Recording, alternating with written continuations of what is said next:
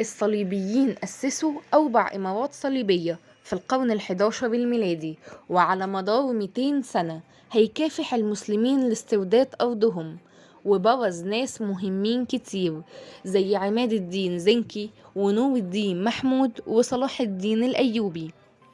وكمان ظهر دور دولة المماليك في التصدي للخطر الصليبي على إيد الظاهر بيبرس البنتقداري. كل ده اتكلمنا عنه في الفيديوهات اللي فاتت.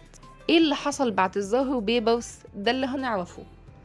بعد الظاهر بيبرس بفترة جه السلطان المملوكي المنصور قلاوون، وقدر انه يسترد إمارة طرابلس في شهر إبريل 1289 ميلادية، وبكده يكون الصليبيين فقدوا إمارة الرها على إيد عماد الدين زنكي، وفقدوا إمارة بيت المقدس على إيد صلاح الدين الأيوبي، وفقدوا إمارة أنطاكيا على إيد الظاهر بيبرس، ودلوقتي فقدوا طرابلس على إيد المنصور قلاوون، ولم يتبقى ليهم إلا بعض المدن الصغيرة.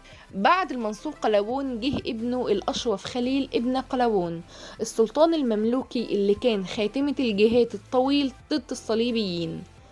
استرد سور وعكا وصيدا وحيفا وانترسوس وعسليس، وكده تم تصفية الوجود الصليبي.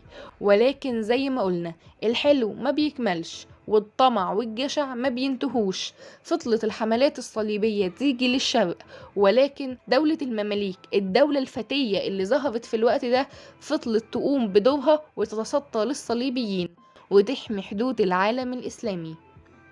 ما تنساش تعمل متابعة ولايك وشير، ولو انت على اليوتيوب تشترك في القناة وتستنى الفيديو الجديد. دي كانت حكاية السلطان قلاوون والأشرف خليل وطرد الصليبيين. نتقابل إن شاء الله في حكاية جديدة.